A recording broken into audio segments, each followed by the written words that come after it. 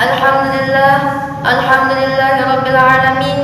Wassalatu wassalamu ala asyrafil anbiya'i wal mursalin Sayyidina Muhammadin wa ala alihi wa ashabihi ajma'in. Amma ba'd. Pertama-tama, marilah kita panjatkan puji dan syukur kehadirat Allah Subhanahu wa taala. Atas limpahan rahmat dan nikmatnya, kita semua masih bisa berkumpul di tempat ini tanpa adanya halangan sedikit pun dan dalam keadaan sehat walafiat. Tidak lupa salawat serta salam kita curah limpahkan kepada Nabi besar Muhammad sallallahu alaihi wasallam. Nabi yang telah membawa kita keluar dari zaman kegelapan menuju ke zaman yang telah mendalam ini, yakni agama Islam. Ma'asyiral muslimin rahimakumullah. Pada kesempatan ini, izinkan saya membawa sebuah ceramah yang berjudul Kegelisahan Seorang Mukmin. Diakui atau tidak, selama ini kegelisahan dan kecemasan kita banyak yang disebabkan oleh hal-hal yang bersifat duniawi. Kita sering sedih dan gelisah hanya karena urusan pekerjaan, urusan ekonomi, urusan makanan, dan urusan-urusan lainnya. Hadirin sekalian, bukankah kita mengetahui bahwa sedih, gelisah, cemas hanya karena hal-hal yang bersifat duniawi itu tidak menyelesaikan masalah, bahkan malah menambah masalah. Oleh karena itu, kita tidak boleh larut dalam kesedihan dan kegelisahan hanya karena hal-hal yang bersifat duniawi.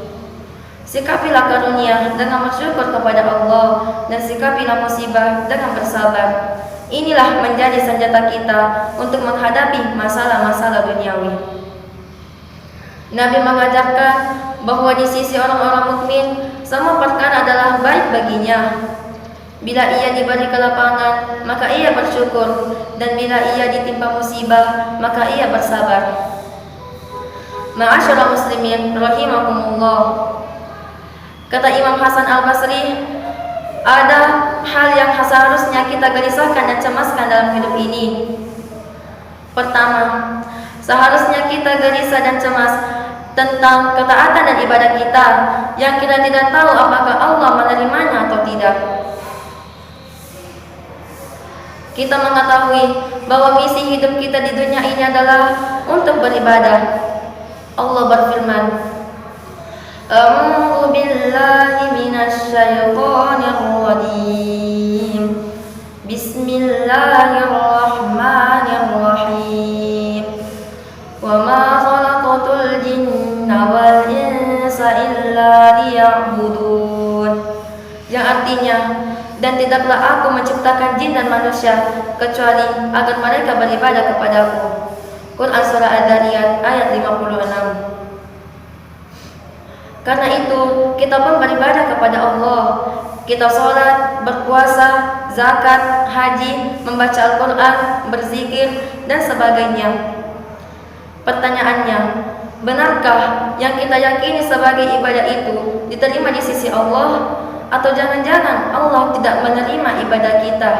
Dan bagaimana kalau Allah memang benar-benar tidak menerima ibadah kita?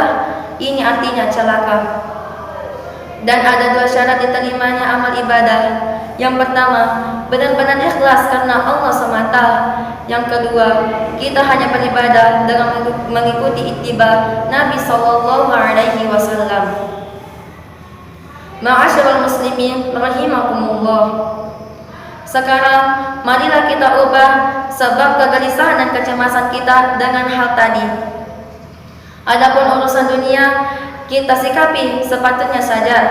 Tidak bersedih secara berlebihan ketika mendapatkan kekurangan dan musibah, dan tidak terlalu bergembira sehingga lupa daratan ketika mendapatkan anugerah dan kenikmatan. Apabila Allah memberikan kenikmatan yang banyak, maka kita hendak patut syukuri dengan cara banyak berinfak dan melakukan ketaatan. Ma'asyiral muslimin rahimakumullah. Demikian ceramah yang saya sampaikan. Mohon maaf bila ada kesalahan kata maupun penyampaian yang tidak jelas. Saya akhiri, wabillahi taufiq wal hidayah. Wassalamualaikum warahmatullahi wabarakatuh.